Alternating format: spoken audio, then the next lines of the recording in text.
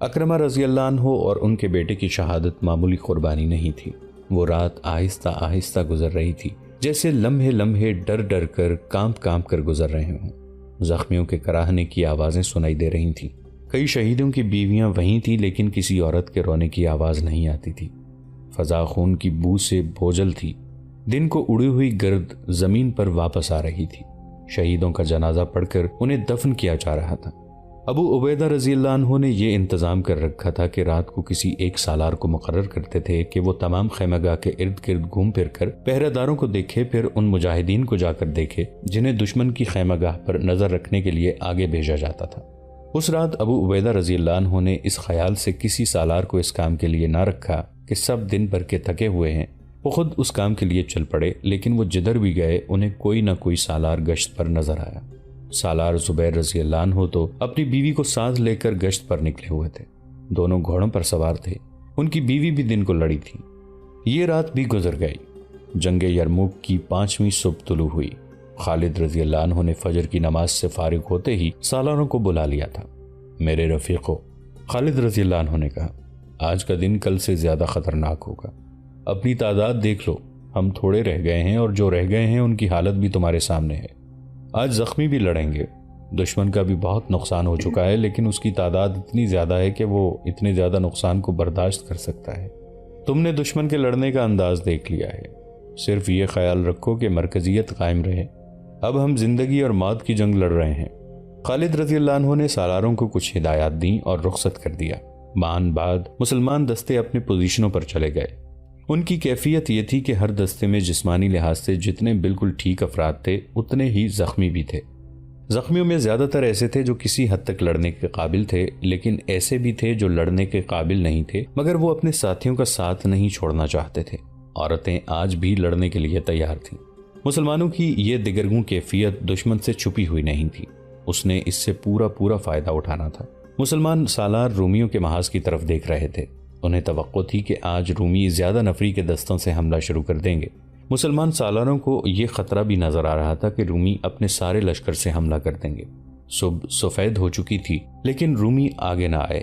پھر سورج نکل آیا، رومی آگے نہ آئے۔ رومیوں کا یہ سکوت خطرناک لگتا تھا۔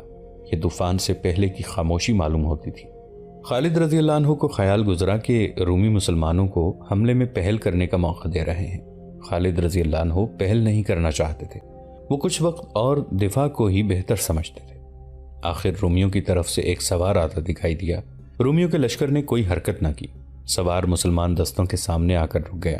وہ کوئی عیسائی عرب تھا، عربی روانی سے بولتا تھا۔ میں اپنے سالار اعلیٰ ماہان کا ایلچی ہوں، اس نے اعلان کرنے کے انداز سے کہا۔ تمہارے سالار اعلیٰ سے ملنے آیا ہوں۔ سالار اعلیٰ ابو عبیدہ رضی اللہ عنہ تھے۔ یہ تو انہوں نے اپنے طور پر خالد رضی اللہ عنہ کو سالار اعلیٰ کے اختیارات دے رکھے تھے۔ ذمہ داری بہرحال ابو عبیدہ رضی اللہ عنہ کی تھی اور اہم فیصلے انہوں نے ہی کرنے تھے۔ وہ آگے چلے گئے۔ خالد رضی اللہ عنہ وہاں سے ذرا دور تھے۔ ان کے کان کھڑے ہوئے اور وہ ان کی طرف چل پڑے۔ کہو روم کے ایلچی، ابو عبیدہ رضی اللہ عنہ نے پوچھا، کیا پیغام لائے ہو؟ سالار اعلیٰ ماہان نے کہا ہے کہ چند دنوں کے لیے لڑائی روک دی جائے۔ ایلچی نے کہا، کیا آپ رضامند ہوں گے؟ کیا تمہارے سالار اعلیٰ نے کوئی وجہ نہیں بتائی؟ ابو عبیدہ رضی اللہ عنہ نے پوچھا۔ یہ عارضی صلح ہوگی، ایلچی نے کہا۔ اس دوران یہ فیصلہ ہوگا کہ مستقل صلح کے لیے بات چیت ہوگی یا نہیں۔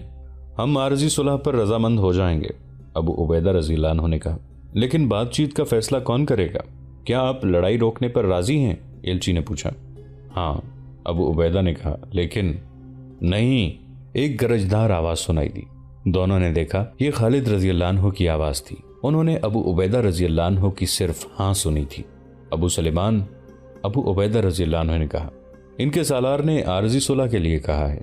امین الامت خالد رضی اللہ عنہ نے ابو عبیدہ رضی اللہ عنہ کے کان میں کہا، یہ حملے کی تیاری کے لیے مہلت چاہتے ہیں۔ ان کا اتنا نقصان ہو چکا ہے کہ فوری طور پر حملہ نہیں کرنا چاہتے۔ مجھے اجازت دیں کہ اس ایلچی کو کوڑا جواب دے سکوں۔ اے سلطنت روم کے ایلچی، ابو عبیدہ رضی اللہ عنہ نے ایلچی سے کہا، صلح سمجھوتے کا وقت گزر گیا ہے۔ اپنے اتنے زیادہ آدمی مروا کر میں یہ نہیں کہلوانا چاہتا کہ میں اپنے اتنے زیادہ مجاہدین کا خون ضائع کر آیا ہوں۔ لڑائی جاری رہے گی۔ ابو عبیدہ رضی اللہ عنہ نے گھوڑا موڑا اور خالد رضی اللہ عنہ کے ساتھ اپنے محاذ کی طرف چل پڑے۔ ابو سلیمان، ابو عبیدہ رضی اللہ عنہ نے کہا، اپنے مجاہدین کی حالت دیکھتے ہوئے میں نے سوچا تھا کہ انہیں آرام مل جائے اور کچھ زخمی ٹھیک ہو جائیں۔ کیا تو نہیں دیکھ رہا کہ سب دیکھ رہا ہوں ابن الجراح؟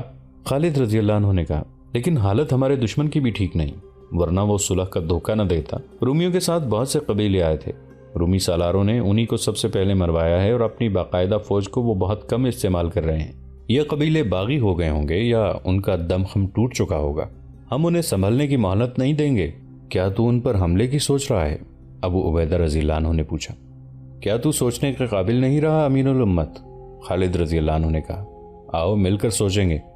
خالد رضی اللہ عنہ نے جو سوچا تھا وہ بڑا ہی پرخطر اور دلیرانہ اقدام تھا۔ وہ دن جو جنگ کا 5واں دن تھا بغیر لڑائی کے گزر گیا۔ دستوں کو ایک دن کا آرام تو مل گیا لیکن سالاروں نے آرام نہ کیا۔